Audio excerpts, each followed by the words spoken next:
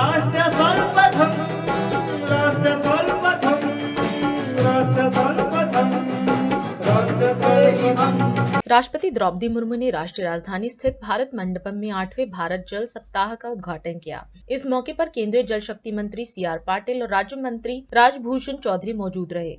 इस दौरान कार्यक्रम को संबोधित करते हुए राष्ट्रपति ने कहा कि भारत जल सप्ताह का लक्ष्य है समावेशी जल विकास और प्रबंधन, और इस लक्ष्य को प्राप्त करने के लिए साझेदारी और सहयोग मूलभूत माध्यम है। राष्ट्रपति ने कहा कि समावेश जल विकास का अर्थ है कि प्रत्येक व्यक्ति के लिए जल की उपलब्धता सुनिश्चित हो और सबके लिए जल उपलब्ध कराने की व्यवस्था प्राचीन काल से ही हमारे देश की प्राथमिकता रही है। आप सभी प्रतिभागियों ने पूरी मानवता से जुड़ी एक अत्यंत महत्वपूर्ण विषय पर चिंतन मंथन करने के लिए उत्साह दिखाई है। इसके लिए मैं आप सबकी प्रशंसा करती हूँ। मुझे बताया गया है कि जल संसाधन के विभिन्न आयामों से जुड़े नीति निर्माता, विशेषज्ञ, प्रबुद्ध नागरिक, उपभोक्ता समूह और अन्य सभी हितधारक को गहन विचार विमर्श करेंगे तथा भविष्य के लिए व्यवहारिक सुझाव प्रस्तुत करेंगे।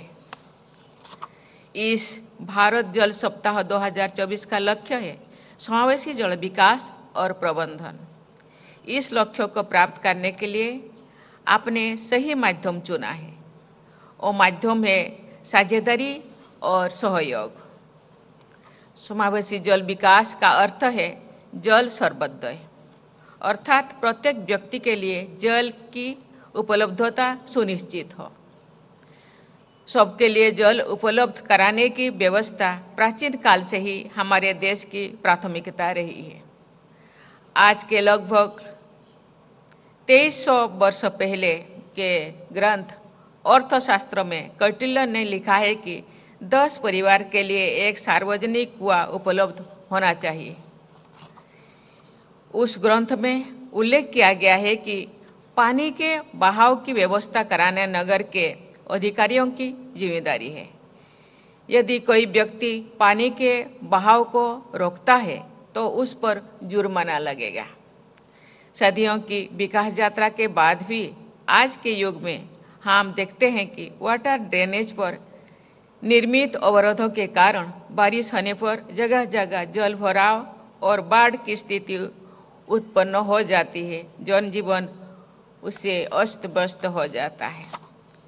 आज़ादी के अमृत महोत्सव मनाने के दौरान देश में 60,000 अमृत सरोवरों का विकास अथवा पुनरुद्धार किया गया है। ये प्रयास जल संचय की हमारी सांस्कृतिक परंपराओं से जुड़ा हुआ है। लद्दाख से लेकर केरल तक हमारे देश में जल संचय और प्रबंधन की प्रभावी पद्धतियां विद्यमान थी। ऐसी पद्धतियां अंग्रेजी शासन के दौरान धीरे धीरे लुप्त होती गई। हमारी पद्धतियां प्रकृति के साथ सामंजस्य पर आधारित थी। प्रकृति पर नियंत्रण करने की सोच के आधार पर विकसित पद्धतियों के बारे में पूरे विश्व में अब फिर से विचार किया जा रहा है।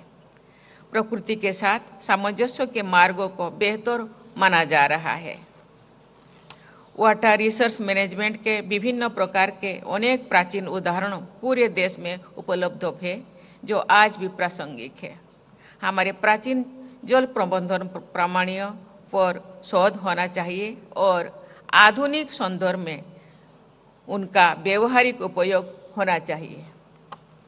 सरोवर, कुआं, तालाब, जलकुंड और पोखरी ऐसे सभी जल निकाय सदियों से हमारे समाज के लिए वाटर बैंक रही है।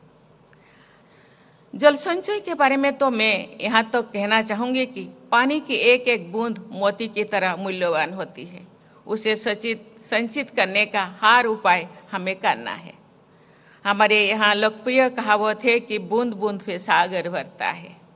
बूंद बूंद से सागर भरने के इस प्रयास में सभी देशवासियों की तथा जल प्रबंधन से जुड़े सभी हितधारकों को भागीदारी करने का आवश्यक है। देवियों और स्वजनों, ये प्रसन्नता की बात है कि जल जीवन मिशन के तहत ग्रामीण घरों में जल से जल पहुंचाने की सरकार के प्रयासों से बहुत कम समय में बहुत बड़ा बदलाव आया है।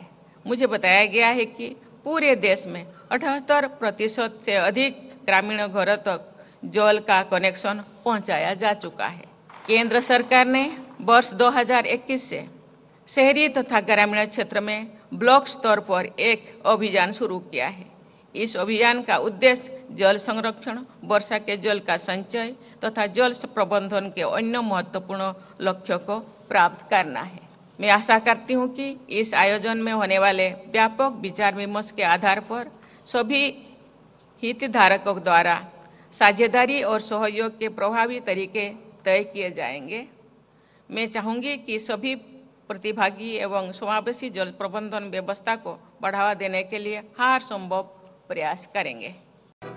राष्ट्र सर्वप्रथम, राष्ट्र सर्वप्रथम, राष्ट्र सर्वप्रथम, राष्ट्र सर्वप्रथम।